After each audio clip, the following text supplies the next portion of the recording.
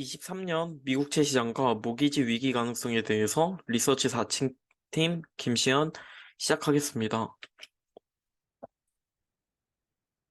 우선 제 발표를 듣기 이전에 양적 완화에 대해서 먼저 알아보겠습니다. 양적 완화는 중앙은행이 통화를 시중에 직접 공급해 경기를 부양하는 통화 정책입니다. 쉽게 중앙은행이 금리 인하 그리고 채권 매수 그걸 통해서 유동성 공급을 시장에 해주는 역할입니다. 그로 인해서 시장의 M2는 코로나 때 과격하게 풀리게 되었고, 그로 인해서 에너지와 음식을 제외한 소비자 물가 지수가 엄청나게 높은 상승을 보여주고 있습니다. 그 다음 양적 긴축입니다. 양적 긴축에는 타이트닝과 테이퍼링이 있습니다.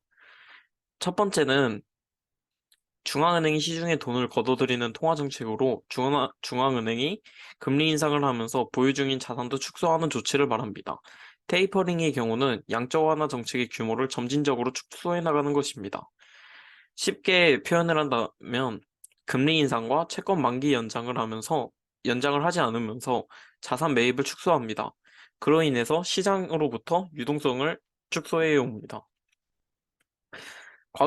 그래서 점도표로 금리 인상을 하고 있었고, 미국의 중앙은행 기준금리는 이번 FOMC를 기준으로 4%가 되었습니다.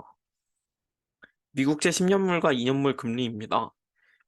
기준금리가 자연스럽게 올라가면서 미국채 10년물과 2년물의 금리도 상승하는 모습을 보여주고 있습니다.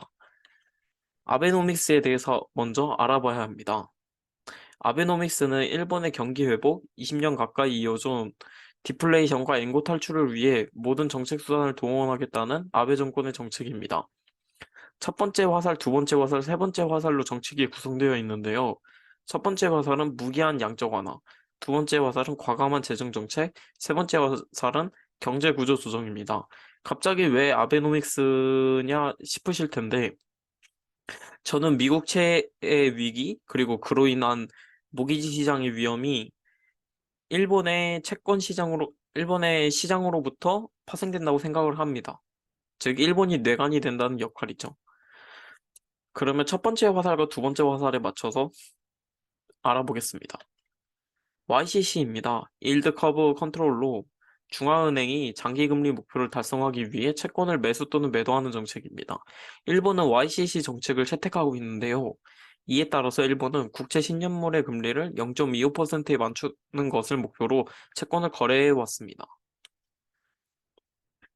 그림에서 보시는 것처럼 아베노믹스 정책 YCC가 시행된 이후부터 미국채 10년물의 거래량입니다. 엄청나게 많은 이전과 비교해서 엄청나게 많은 거래량을 보여주고 있습니다. 그에 따라 GDP 대비 부채 비율 순위는 일본이 1위를 하고 있습니다.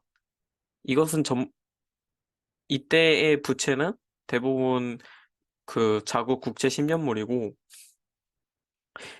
일본은 추가적으로 외환 보유량 또한 1위를 달리고 있는데요. 이거는 미국채 10년물을 대부분 가지고 있습니다. 결과적으로 요약을 하면 미국과 일본의 금리차가 발생하여 달러와 엔이 뛰게 되었습니다. 엔의 매력도가 떨어지니 자연스럽게 일본 국채의 매도 물량이 나오게 됩니다. 일본의 국채 수익률을 지키기 위해 YCC가 작동합니다. 엔의 가격이 하락하며 자연스럽게 인플레이션이 촉발됩니다. 다시 또 일본으로 순환되며 엔의 가치는 지속적으로 하락합니다. 일본의 미국채 매도입니다.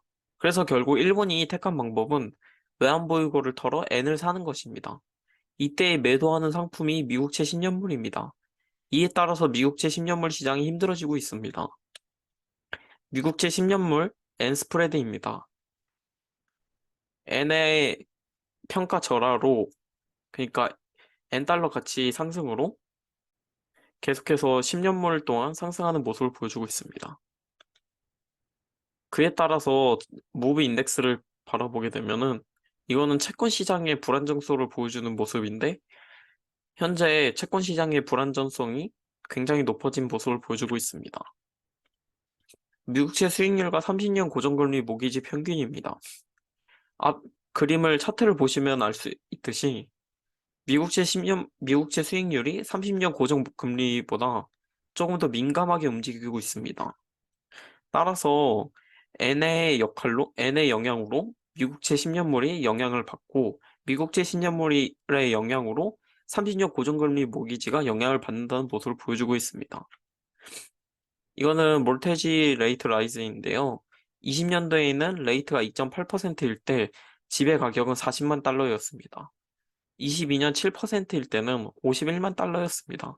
20%의 증거금을 가질 때 2만 5천 달러 정도 상승하였고 모기지 납부금은 총 114% 정도 상승을 하였습니다. 이때 집값은 30% 정도 뛰었고요. 그로 인해서 모기지 시장이 꽤나 많은 상승을 했고 그로 인해서 불안정한 모습을 보여주고 있습니다. 꽤나 거품이 꼈다는 증거이죠. 왼쪽 그림을 보면은 2006년 당시 은행의 자산 중 가장 많은 부분을 차지하는 게 모기지라는 걸 알 수 있습니다. 오른쪽의 경우는 30년 모기지 시장이 계속해서 은행의 비중이 늘어났다는 자료입니다. 이를 통해서 지금 현재 은행권 혹은 증권 업종에서 미국의 은행 혹은 증권 업종에서 모기지 시장에 많은 자산을 가지고 있다는 걸 보여주고 있습니다. 그로 인해서 현재의 그림은 국내의 기준인데, 물론 미국도 비슷한 모델을 따라갈 것입니다. 이를 통해서 제가 보여드리고 싶었던 것은 국내의 PF 시장만 보더라도 대형 증권사의 경우 선순위로 많은 구조를 가져가게 되고, 중형과 소형의 경우 후순위로 변제 순위를 가져가게 됩니다. 미국 또한 비슷한 구조일 것입니다. 따라서 미국의 중소형 은행 또는 증권사의 경우 부동산 모기지의 불안정성에 따른 많은 리스크가 있을 것으로 예상됩니다. 결론전 점검을 하면 인플레이션이 심해진 상황에서 미국이 금리를 올리며 물가를 잡으려 하고 있습니다. 그 상황 속 영국과 일본에서 달러와 미채권 시장에 영향을 주었습니다. 그에 따라 미국의 채권 시장 불안도가 늘어난 상태이고 여기서 미국의 선택 방법은 미국채 시장에 영향을 주거나 금리 스프레드를 더 이상 늘리지 않는 방식입니다. 피봇을 주장하는 것은 아닙니다. 다만 터미널 레이트를 늘리고 금리 인상 속도를 늦추거나 터미널 레이트를 낮추고 금리 인상을 줄여나가는 것은 가능할 것이라 생각합니다. 11월 3일 FOMC입니다. 이번 FOMC 회의가 끝난 3시에 회의록이 나오면서 비교적 비둘기적 회의록에 의해서 시장은 마이너스에서 플러스 1%까지 강하게 상승하는 모습을 보여주었습니다. 하지만 파월의 매파적 연설 과정 중 지속적인 금리 인상에 대한 의지가 시장의 악재로 판단되었습니다. 결과적으로 미국의 채권 시장을 지키기 위해서는 재정 정책을 통해서 지킬 가능성이 높아졌습니다. 23년부터 연간 2천억 달러의 바이백을 시행할 예정입니다. 그렇다면 약 월 167억 달러 정도 개입을 하는 것입니다. 하나로 따지면 24조 정도의 금액입니다. 하지만 일본의 외환 개입액은 60조 원에 육박하고 있습니다. 따라서 일본의 외환 개입액에 비해서 미국 재정 정책은 턱없이 부족한 모습을 보여주고 있습니다. 이에 따라서 저는 미국의 연간 2천억 달러 규모의 바이백 정책은 월간 24원 정도 규모를 시장에 공급하는 것이고, 하지만 일본의 경우 월간 60조 원을 개입할 것이기 때문에 24조 원으로는 힘들지 않을까 생각합니다. 결론적으로 미국채 금리는 바이백 정책으로 막기 힘들 것이라 판단하였고, 따라서 미국 모기지 시장에서 23년 강한 하락이 있을 가능성이 있다 생각합니다. 이상입니다.